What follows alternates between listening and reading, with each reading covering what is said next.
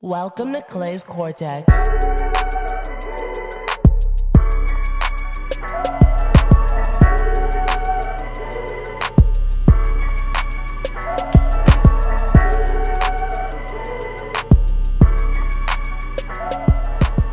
What's up, y'all? Welcome to the next episode of Clay's Cortex, which is episode number 4. And I hope you guys are enjoying it so far. Please give me feedback on Instagram. Podbean is where I record everything, but it'll be on iTunes and stuff soon. Please give me some feedback. Let me know what you guys think or topics you want to go over. Instagram is just Clay's Cortex, also on Twitter. So, yeah, let's get into the episode. What we're going to be talking about today on Instagram, I posted a preview. It's going to be about off-roading, okay? And I think some people will be like, wait, why is Curtis going to talk about off-roading, right, with this car or whatever it is? And that's what we hear, right? It's kind of a metaphor I wanted to use, but my wife Jackie and I were having a talk last week, and it was about, because we have a 2-year-old daughter, it was about parenting. And, her and I both didn't grow up with a lot, but we had a lot of love and people pouring into us, so I don't want to say we didn't grow up with a lot, but essentially, we were both talking about, because we didn't grow up with a lot, did that help set us up for success? And she brought a term to me, and it was this new term, because there's helicopter parents, parents that hover, I guess that's kind of similar. And then she brought a new one up to me, and it was called a lawnmower parent. And I thought, wow, that's really interesting. I haven't heard that. What does that mean, right? So she told me essentially, it's when a parent removes any obstacle that gets in the way of their child succeeding. And that can even go to the point of where, say they're struggling with a subject in school, or they're not making a team they want to make, the parent will step in and, kind of solve that problem for them. And I thought that was kind of interesting. And the reason why I thought it was interesting is because I look at my life, and I look at my wife's life, but I'll talk about me, is that because I didn't grow up with a lot, and I had to work really hard for stuff. Not saying that people don't work hard, but I had to struggle, right? Because when you're off-roading, like if I use that, or mudding, whatever you want, we're in the Pacific Northwest, so some people like to do that, go mud and get their car dirty, it's an obstacle, right? And so through those obstacles, there's nothing off-roading that's a smooth go, right? Everything's got a rock here, you got to go into some mud here, and you got to crawl your way through and be strategic with that. And you've got to learn. You may get stuck at a certain point. You've got to back up a little bit and then reroute and make sure you can get through that mud section or over a rock or whatever it is. And so the reason why I want to talk about off-roading is because of the fact when it comes to life, nothing is ever in a linear phase. There's ups and downs, and through those ups and downs, we learn how to grow and become better versions of ourselves. I guess that goes back to the edification podcast, but the whole point of going through life or playing sports or lifting weights is it's okay to struggle. It's okay to quote unquote fail. Nobody wants to fail anymore.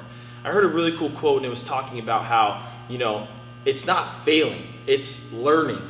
When you make a mistake or you can learn from a situation, that'll only make you better as long as you process that event or whatever happened to then move on from there, right? I look at what I do for my job, which is helping people function better with their muscular system. And to get better, they've got to struggle, right? I've got to push their systems a little bit within reason, not going crazy, but within reason, so that they can continue to progress and work on those weaknesses. If I had somebody, let's just call it a fairy parent, that came in and say I couldn't squat a weight in here, and I got stuck at the bottom, and the fairy's like, well, I got that, I'm just going to lift it up for you. My muscular system would no longer adapt or get stronger, because it's not fighting the load, it's not fighting that. Same thing comes to when you're in school and you're struggling with a subject, right? That could also be a blessing, because that's just an area you've got to work harder at, and by the time you're done with it, you're like, whoa, I'm really good at this. Let me give you a personal example of that.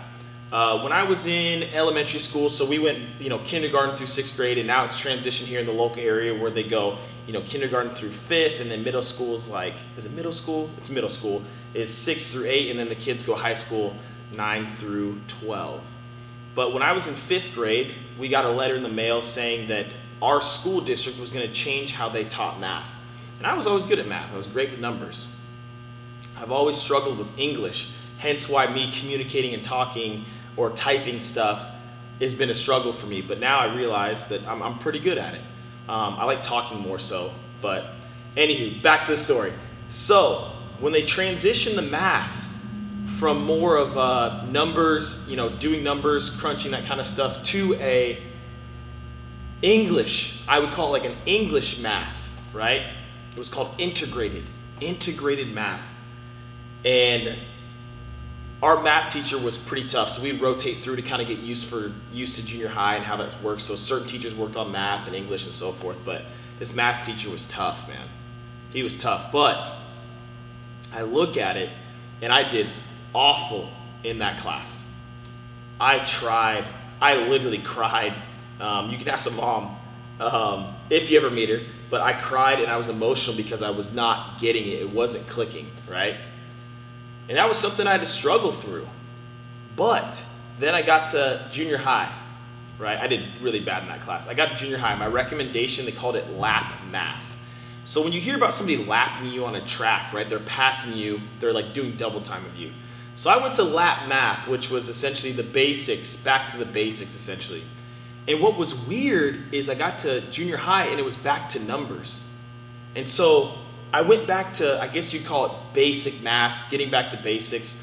And that could have been embarrassing to me. And if I were actually saying it out loud now, I think I was a little embarrassed. But this math teacher I had, her name was Mrs. Trujillo. Unbelievable math teacher. I mean, she's brilliant, right? Like I see her degrees and what she does. She's got a gift of teaching. And I'm so thankful for her because she built me back up. I realized that I was fast and I was doing math fast and I was back to numbers, and she would relate word problems to me to make it make sense. And I had to go backwards in my math journey in education to then propel forwards. Then I went to the next year and I got recommended to skip the grade math, the 8th grade math, and go to 9th. And I was like, wait a second. So me going backwards and struggling through that and dealing with that emotionally and so forth helped propel me forward. And so that's an own personal story of mine. And I use math every single day here at the gym, calculating kilograms, looking at numbers, reading graphs, because we got Tendo units here and so forth. And so it's not bad to struggle, right? If you ever get to a point in your life where you're essentially struggling through something or something's really tough or not coming very easy, dude, count it a blessing. Because all it's going to do is help you slow down and refine what you're doing, right? So the reason why I filmed, if you're watching this on YouTube, the reason why I filmed this podcast on this side in front of this bulletin board of like clips on some of the athletes, academic and athletic achievements, every single one of the kids on this wall at some point in their athletic journey or academic journey went through a struggle, right? And I've had many conversations with the kids like, man, I'm struggling with this, I'm not hitting well, I'm not fielding well, man, my shot's not very good, right? I'm not very fast on my first step, or, my coach called me overweight and I need to lean up, and it's just like, dude, it's rough, life is tough. But the cool thing about that is you have a chance every day to get better, right? Embrace the struggle, don't go seek it out, right? Like, don't be an idiot and be like, you know what, I want to get really good at, speed and agility, so to go backwards, I'm going to try and break my ankle. That's the dumbest thing I've ever heard. But if, sorry, me saying that out loud sounds kind of funny, but if you struggle with something, feedback, or you're struggling with something athletically, academically, slow down and look to how you can get better at this. Okay, what are the steps for me to get better at this? Process through this, right? Essentially re-engineer it. So look at what your end goal is. So if your goal is to, if your goal is to squat, let's just say 500 pounds, right? That's your goal. Let's work backwards from there and think about the things you need to do to achieve that goal, the process. And there might be ups and downs along the way, but if you've got a plan that's, flexible, you can reach that goal eventually, right? If your goal is to open a business, that's the end goal, but look at all the steps you need to do to reach that goal, right? So the crazy thing is a lot of these kids on this board, or the kids that I work with, it's been pretty amazing. I